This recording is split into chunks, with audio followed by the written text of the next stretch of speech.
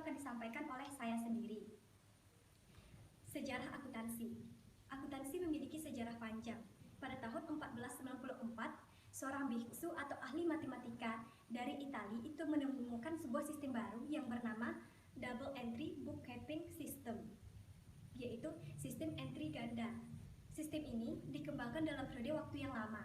Segmen pertama yang dikembangkan adalah piutang usaha. Setelah tahun 1494, sistem double entry ganda itu menyebar ke seluruh Eropa dan dilanjutkan dengan perkembangan akuntansi lainnya secara berurutan. Pada tahun 1602, itu didirikan Belanda East India Company, yaitu perusahaan pertama yang menerbitkan saham dengan tanggung jawab terbatas untuk seluruh pemegang sahamnya. Dan pada tahun 1602 juga, di Amsterdam didirikan Stock Exchange. Dan pada tahun-tahun berikutnya, konsep perusahaan dengan saham gabungan dan dengan keadaan permanen serta kewajiban terbatas dan diperdagangkan di bursa saham itu menjadi konsep penting dalam organisasi bisnis pada saat itu.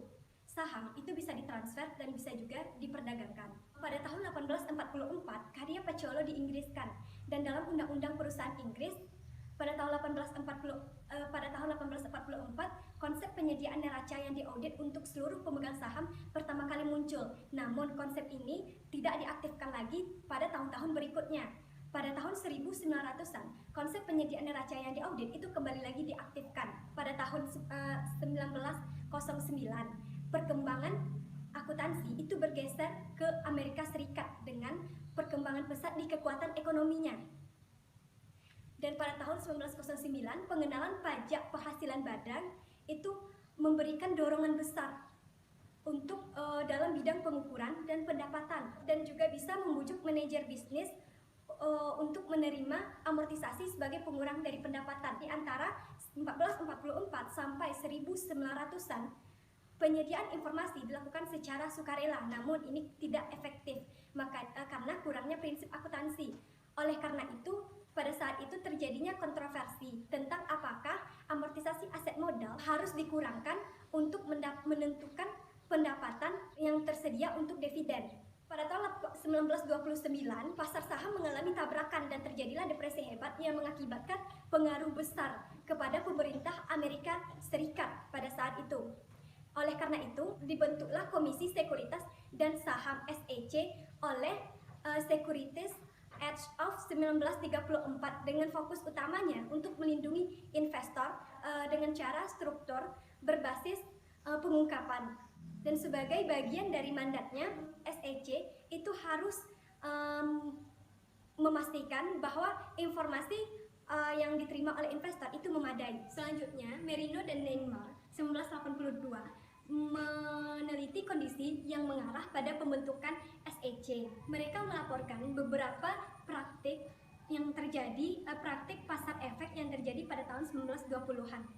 Dan praktik yang menuai kritik adalah penilaian yang sering atau melebih-lebihkan aset modal. Hal utama yang dipelajari oleh seorang akuntan akibat dari depresi hebat adalah nilai-nilai itu cepat berlalu. Hasilnya adalah penguatan dasar biaya historis. Monograf Patton dan Littleton, pengantar standar akuntansi keuangan. Dokumen ini secara elegan dan persuasif mengemukakan tentang kasus akuntansi biaya historis berdasarkan konsep perusahaan sebagai kekhawatiran yang berkelanjutan.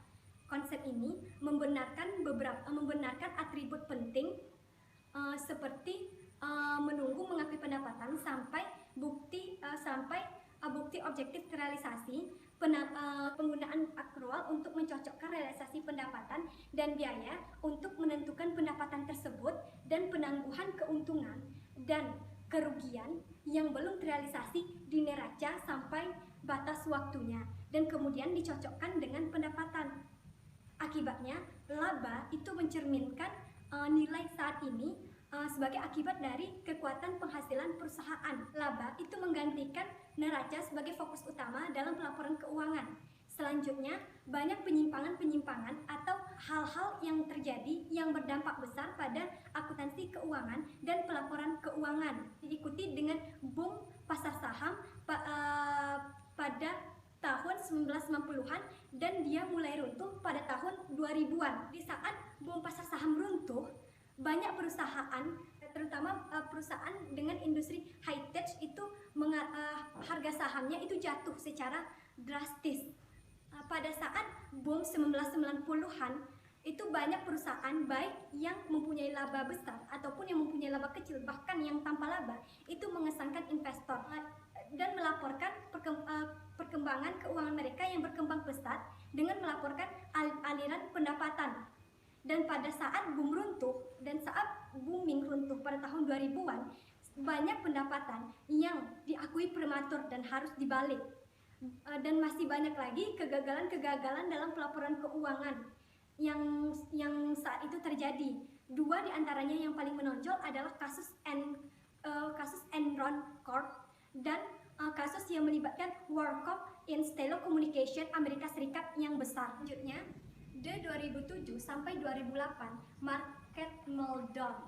Terlepas dari peraturan atau standar baru, penggunaan SPE tetap tidak menurun, khususnya untuk perusahaan atau lembaga keuangan yang sering disebut sebagai kendaraan investasi terstruktur, SIFS. SIF itu dibuat oleh lembaga keuangan seperti bank, perusahaan hipotek, atau perusahaan keuangan lainnya untuk mengamankan kepemilikan hipotek, saldo kartu kredit, pinjaman mobil, dan aset lainnya. Jadi institusi nanti mentransfer kumpulan aset ke SIF yang sudah disponsori.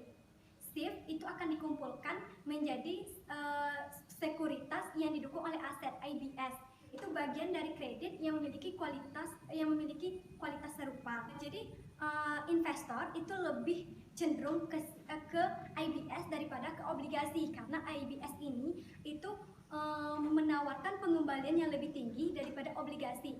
Namun ini keliru, karena sebenarnya walaupun IBS itu menawarkan pengembalian lebih tinggi, tetapi dia lebih memiliki risiko tinggi daripada obligasi. IBS itu sering disekuritisasi sebagai kewajiban hutang yang terjaminkan, CDO, yang terdiri dari tahapan yang hampir sama dengan kualitas IBC. Namun tidak sama seperti IBS, CDO itu lebih sering dijual atau diatur secara pribadi dan dia terdiri dari hipotek yang berisiko atau aset lainnya.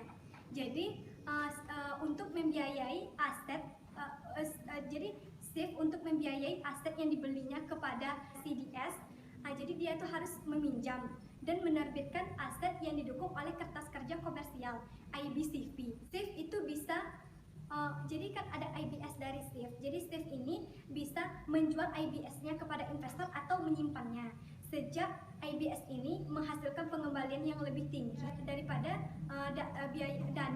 dana pinjamannya, untuk mendapatkan SIF itu menjadi mesin uang saat ini. Hal ini tentu saja menghasilkan leverage yang tinggi untuk SIF. Sebenarnya ini berisiko tinggi karena kegiatan meminjam atau meminjamkan itu tidak sinkron, karena IBS itu merupakan investasi jangka panjang, sedangkan IBCP itu merupakan pinjaman jangka pendek. SIF juga dapat melindungi risikonya dengan membeli swap default kredit, CDS, melalui perantara atau seperti perusahaan asuransi.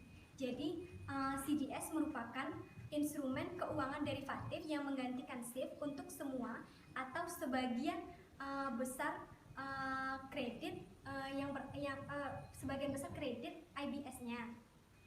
Jadi untuk mendapatkan CDS, SIF itu membayar biaya yang disebut spread kepada penerbit CDS. SIF itu dapat dikonsolidasikan ke dalam laporan keuangan sponsornya. Jadi nanti leverage SIF yang tinggi itu akan muncul dalam neraca laporan keuangan konsolidasian sponsor dari SIF tersebut. Namun seperti yang disebutkan tadi, pembuat standar itu telah memperketat aturan konsolidasi off balance sheet. Di Amerika Serikat, interpretasi FASB nomor 46 itu memperluas persyaratan konsolidasi bentuk dari SIF ini yang disebut sebagai entitas kepentingan variabel. Jadi perusahaan harus menambah pengungkapan kepentingan signifikan dalam fee. Jadi fee ini itu memiliki modal yang kecil sehingga mereka harus meminjam dana dan selanjutnya mengoperasikannya secara berurutan. Pada tahun 2007 jadi ini mengalami keruntuhan. Keruntuhan tersebut diakibatkan karena banyak mortgage yang tidak dapat dilunasi dan praktek pemberi pinjaman yang lemah. dan juga resiko counterparty. Jadi resiko counterparty meningkat yang disebabkan oleh fitur signifikan dari CDS. Pembeli CDS nih itu tidak perlu memiliki aset yang terjaminkan dari CDS tersebut. Baiklah, selanjutnya saya akan menjelaskan mengenai kontrak yang efisien. Kontrak yang efisien berpendapat bahwa kontrak yang dilakukan oleh perusahaan, misalnya kontrak utang atau kontrak pinjaman, itu menciptakan sumber utama untuk informasi akuntansi. Nah, peran informasi akuntansi ini sangat berguna bagi perusahaan, yaitu sebagai salah satu hal yang dapat membantu perusahaan dalam menciptakan kontrak yang efisien, atau secara umum untuk membantu dalam tata kelola perusahaan.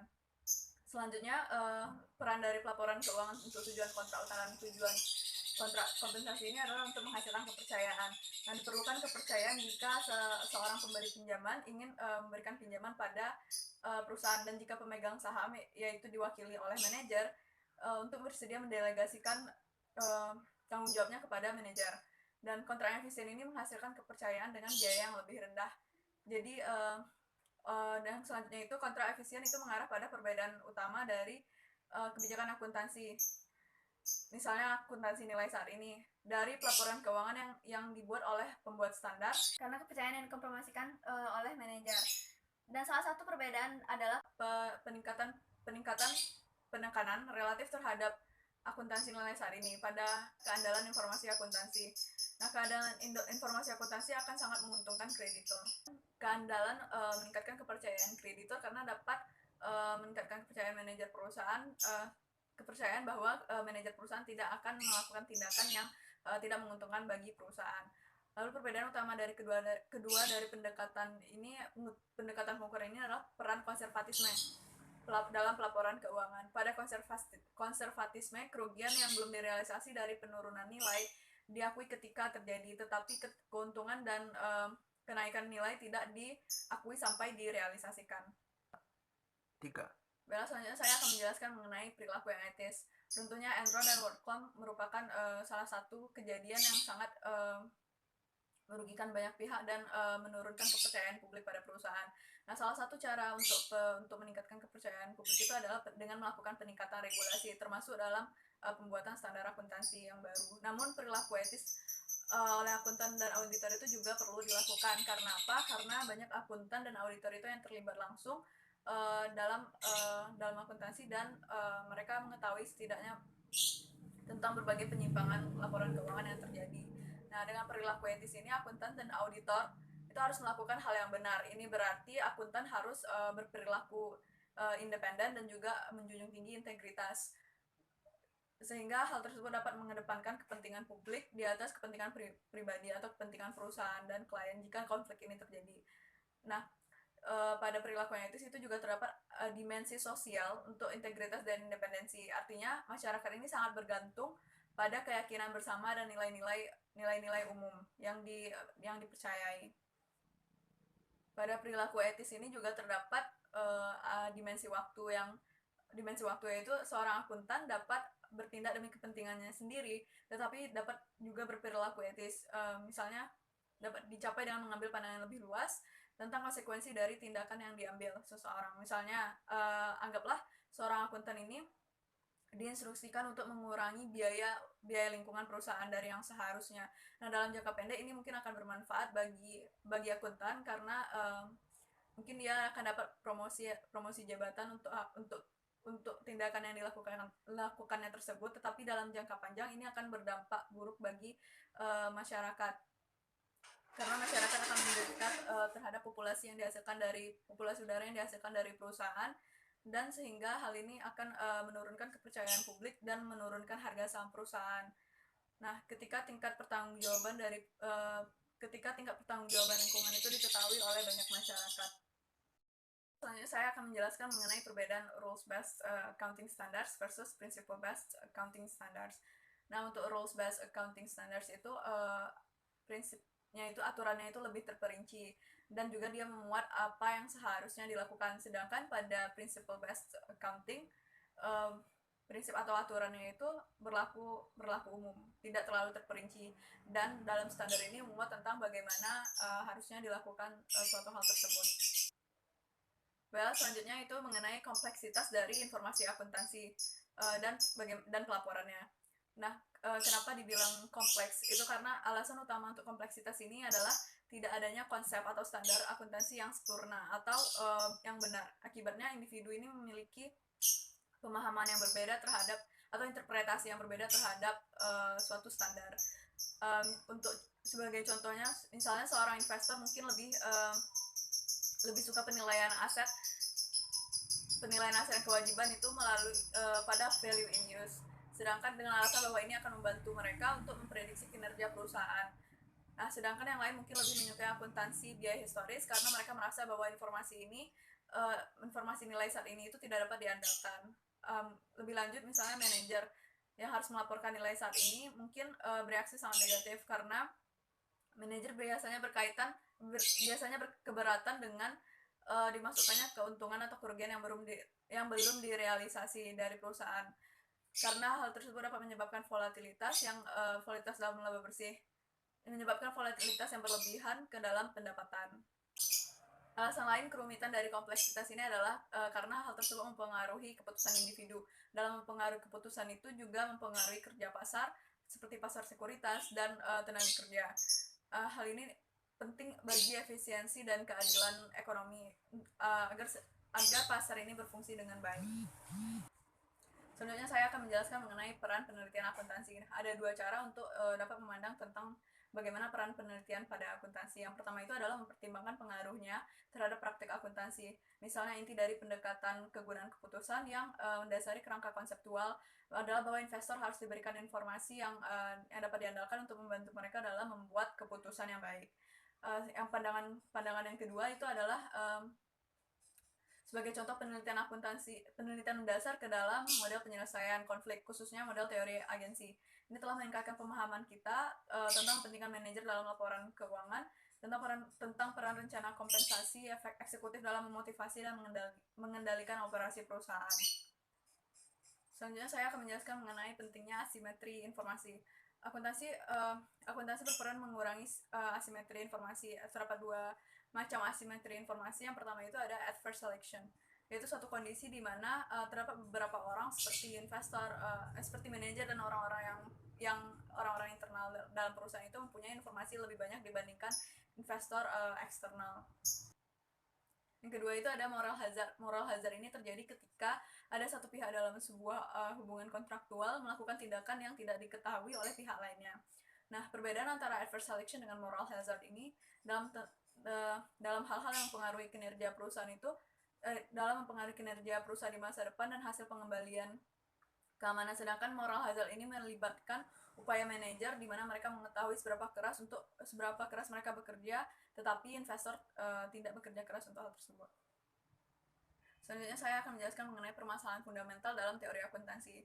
Nah, permasalahan fundamental dalam teori akuntansi itu adalah bagaimana mendesain dan mengimplementasikan konsep dan standar yang telah dibuat yang mengkombinasikan penginformasian investor dan peran evaluasi kinerja sebagai informasi dan evaluasi kinerja manajer sebagai informasi akuntansi.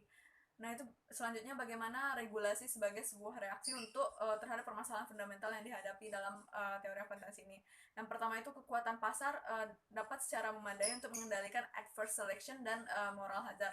Yang kedua, kekuatan pasar itu mungkin gagal mengendalikan masalah moral hazard dan adverse selection. Selanjutnya itu mengenai penyusunan standar. Ada beberapa lembaga yang berperan dalam penyusunan standar akuntansi. Yang pertama itu ada IASB, yaitu lembaga independen yang berfungsi untuk menyusun standar akuntansi. Yang kedua itu ada FASB. FASB ini berperan dalam menyusun standar akuntansi di negara Amerika Serikat. Yang ketiga itu ada IAI, yaitu lembaga yang mengatur standar akuntansi di Indonesia. Yang keempat itu ada SIC atau yaitu merupakan badan independen yang mengawasi pelaksanaan peraturan bidang perdagangan efek dan mengatur pasar perdagangan pada bursa efek. Selanjutnya itu mengenai relevansi teori akuntansi dengan praktik akuntansi. Jadi bagaimana agar teori akuntansi ini relevan dengan praktik akuntansi? Yang pertama itu berbagai riset dan teori yang mendasari akuntansi keuangan ini diuraikan dan diterangkan dalam bahasa yang sederhana. dan keterkaitan mereka ditunjukkan oleh banyak rekomendasi untuk praktik akuntansi. Pendekatan yang kedua itu untuk menunjukkan keterkaitan dan akan permasalahan tugas. Baiklah, selanjutnya saya akan menjelaskan mengenai model nilai sekarang di bawah ketidakpastian. Ini merupakan perluasan dari model nilai sekarang dengan adanya ketidakpastian. Secara umum, kondisi ekonomi itu dapat digolongkan menjadi dua kondisi, yaitu kondisi baik dan kondisi buruk untuk setiap tahunnya. Hal ini terkait dengan adanya kejadian yang tidak pasti di masa depan, seperti kondisi ekonomi, sehingga disebut dengan kondisi alam atau kondisi yang bersifat sementara. Nah, tidak ada satupun yang bisa mengendalikan kondisi alam ini, sehingga disebut sebagai kondisi dasar. Selain itu, tidak ada juga yang dapat mengetahui secara pasti kejadian apa yang akan terjadi di masa depan, sehingga kondisi ini harus dijadikan sebagai elemen yang perlu dipertimbangkan. Nah, suatu kondisi dapat dikatakan sebagai kondisi yang ideal apabila memenuhi 4 kriteria. Apabila kondisi tersebut berada di bawah ketidakpastian, yaitu yang pertama, tingkat bunga tetap di mana arus kas masa depan perusahaan didiskontokan. Kemudian yang kedua, kondisi pasar yang lengkap dan telah diketahui. Yang ketiga, kondisi probabilitas yang objektif dan telah diketahui. Dan yang terakhir, realisasi dari kondisi tersebut yang telah diketahui. Nah, selanjutnya mengenai akuntansi pengakuan cadangan. Nah, model nilai sekarang akan mengalami masalah keandalan apabila mencoba untuk menerapkan model ini pada kondisi yang tidak pasti atau kondisi yang tidak ideal. Contohnya yang terjadi pada perusahaan minyak dan gas. Nah, untuk mengatasi masalah tersebut, diperlukan suatu standar lain seperti akuntansi pengakuan cadangan ini untuk perusahaan minyak dan gas publik. Pada tahun 1982, FASB mengeluarkan PSAK 69 untuk perusahaan minyak dan gas yang diperlukan sebagai informasi untuk melaporkan operasi perusahaan minyak dan gas publik. Nah, aspek menarik dari PSAK ini yaitu adanya pengungkapan informasi mengenai estimasi nilai sekarang terhadap penerimaan cadangan minyak dan gas di masa yang akan datang. Nah, informasi ini perlu diungkapkan oleh perusahaan minyak dan gas sebagai jenis informasi tambahan terkait dengan biaya historis dari properti perusahaan minyak dan gas yang memiliki hubungan dengan nilai arus kas masa depan. Selain itu, juga tidak bisa dikatakan bahwa perusahaan minyak dan gas ini beroperasi pada kondisi yang pasti atau pada kondisi yang ideal, sehingga diperlukan PSAK 69 ini untuk menerapkan model nilai sekarang di bawah ketidakpastian. Nah, untuk itu diterapkanlah akuntansi nilai sekarang untuk pencatatan persediaan minyak dan gas pada perusahaan minyak dan gas yang dikenal sebagai akuntansi pengakuan cadangan atau RRA. Kritik atas RRA. Seperti yang dijelaskan tadi, PSAK 69 itu mencakup beberapa ketentuan yang terkait dengan langkah yang diambil untuk mengatasi masalah keandalan. Nah, secara umum kita dapat mengetahui bahwa informasi dari RRA ini bersifat lebih relevan jika dibandingkan dengan informasi yang dihasilkan oleh biaya historis cadangan. Namun, informasi RRA ini tidak bisa dikatakan sebagai suatu informasi yang benar-benar relevan. Hal ini karena RRA ini bukan merupakan representasi yang lengkap karena hanya berisi cadangan yang terbukti. Selain itu, ketidaktepatan konsep terhadap cadangan yang tidak terbukti ini juga dapat mempengaruhi perkiraan dalam RRA ini, sehingga informasi yang dihasilkan oleh RRA ini bisa bersifat bias dan mengalami kesalahan-kesalahan. Manajer perusahaan tetap harus berhati-hati terhadap informasi RRA. Namun demikian, informasi RRA ini tetaplah bermanfaat sebagai bahan pertimbangan. Perbedaannya adalah di mana di bawah akuntansi biaya historis, peningkatan dalam nilai cadangan hanya akan tampak pada laporan laba rugi perusahaan apabila cadangan terbukti itu telah benar-benar diproduksi dan dijual. Sedangkan jika menggunakan laporan laba rugi dengan metode nilai sekarang, peningkatan dari nilai cadangan terbukti ini akan lebih relevan dan menghasilkan informasi secepat mungkin, sehingga bisa dapat lebih berguna dalam mengambil keputusan bagi perusahaan. Dengan laporan laba rugi berdasarkan nilai sekarang, investor dapat mengetahui berapa potensi pendapatan yang akan diperoleh oleh perusahaan. Tetapi jika menggunakan biaya historis, investor hanya akan mengetahui berapa pendapatan yang diperoleh pada saat minyak atau gas tersebut dijual. Nah, dalam hal ini terdapat kesulitan dalam menerapkan kondisi ideal terkait dengan keandalan informasi RRA, sehingga informasi ini harus dipertimbangkan lagi. Jadi kesimpulannya akan sulit untuk mendapatkan keandalan dan relevansi secara bersama-sama apabila menerapkan RRA ini pada kondisi yang tidak ideal. Selanjutnya masuk pada materi mengenai akuntansi biaya historis yang diperbaiki. Akuntansi biaya historis ini merupakan jenis informasi yang bersifat andal. Hal ini karena biaya atas aset atau kewajiban pada perusahaan biasanya angka yang objektif atau bebas dari kesalahan estimasi dan bias daripada perhitungan nilai sekarang. Pengukuran biaya historis, nilai pasar, dan nilai sekarang merupakan suatu informasi yang kurang relevan karena dimungkinkan sama dengan tanggal pada saat perolehan atau akuisisi barang.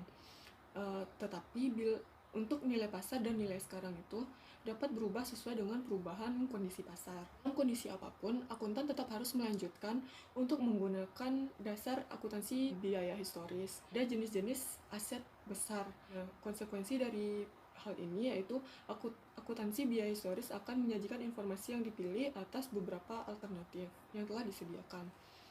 Selanjutnya terdapat beberapa perbedaan dari akuntansi biaya historis ini dengan akuntansi berbasis nilai sekarang, yaitu dimana yang pertama, akuntansi biaya historis itu menggunakan pendekatan laba rugi, artinya menggunakan perspektif informasi, sedangkan untuk akuntansi berbasis nilai sekarang itu menggunakan pendekatan neraca dengan perspektif pengukuran.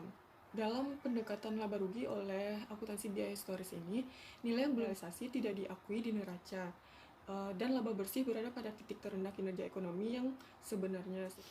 Sedangkan untuk akuntansi berdasarkan nilai sekarang yang menggunakan pendekatan neraca itu dapat meningkatkan atau mengurangi nilai aset dan kewajiban yang diakui pada saat terjadi. Dalam kondisi yang tidak ideal, informasi yang disajikan oleh akuntansi berbasis biaya historis itu akan lebih baik jika dibandingkan dengan informasi yang disajikan oleh akuntansi berdasarkan nilai sekarang terkait dengan prospek perusahaan di masa yang akan datang. Hal ini dikarenakan informasi pada biaya historis ini dianggap lebih handal dan merupakan cara untuk menggunakan arus kas periode saat ini ke dalam sebuah pengukuran yang bersifat jangka panjang atau kekuatan laba tetap yang diimplikasikan oleh arus kas tersebut. Meskipun akuntansi biaya historis ini dianggap lebih andal jika dibandingkan dengan nilai sekarang, namun keandalan dari biaya historis ini bersifat tidak mutlak. Terdapat dua metode dalam menentukan biaya cadangan minyak dan gas pada perusahaan minyak dan gas publik, yaitu metode penuh atau full cost dan metode usaha berhasil atau successful efforts. Perbedaannya adalah metode full cost ini mengkapitalisasi seluruh biaya dari penemuan cadangan, termasuk biaya pengeboran yang tidak berhasil dilakukan oleh perusahaan. Sedangkan untuk metode usaha berhasil hanya mengkapitalisasi tempat pengeboran minyak yang telah berhasil dilakukan oleh perusahaan. Kedua pendekatan ini dapat menghasilkan perbedaan yang bersifat material dalam biaya yang dicatat untuk cadangan minyak dan gas. Di samping itu juga berpengaruh terhadap beban penyusutan yang akan dicatat perusahaan. Hal ini akan mempersulit perbandingan dari laporan laba bersih pada perusahaan minyak dan gas lainnya. Penggunaan RRA dalam hal ini akan mengeliminasi kontroversi biaya dari biaya penuh dan biaya yang telah berhasil. RRA akan menilai cadangan untuk minyak dan gas pada nilai sekarang, dan beban penyusutan yang dihitung merupakan perubahan dalam nilai sekarang dari cadangan minyak dan gas pada periode yang telah ditentukan. Selanjutnya, ketiadaan laba bersih yang sebenarnya. Untuk mempersiapkan laporan keuangan yang lengkap dengan menggunakan akuntansi berbasis nilai sekarang, diperlukan untuk menilai seluruh aset dan kewajiban perusahaan dalam periode yang telah ditentukan dengan laba bersih yang berubah dalam perusahaan di masa sekarang. Dalam hal ini disesuaikan untuk transaksi modal seperti dividen. Dengan RRA akan terjadi beberapa permasalahan terkait dengan penilaian aset tersebut apabila mencoba menerapkannya pada kondisi yang tidak ideal pada satu jenis aset. Permasalahan ini akan tergabung apabila pendekatan ini diperluas untuk diterapkan pada seluruh aset dan kewajiban perusahaan. Kurangnya probabilitas keadaan objektif dapat berdampak pada estimasi secara subjektif atas kinerja masa depan perusahaan. Jika estimasi ini dilakukan dengan objektif, maka menimbulkan kurangnya keakuratan dalam laporan yang telah dihasilkan dan kemungkinan terjadinya bias terhadap pihak-pihak tertentu.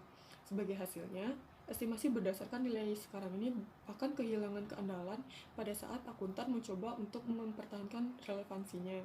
para akuntan itu akan merasa bahwa akuntansi berdasarkan biaya historis ini untuk transaksi-transaksi besar dari aset dan kewajiban perusahaan dapat membuat tingkat relevansi menjadi berkurang, tetapi dengan hal ini diharapkan tingkat keandalannya bisa lebih ditingkatkan.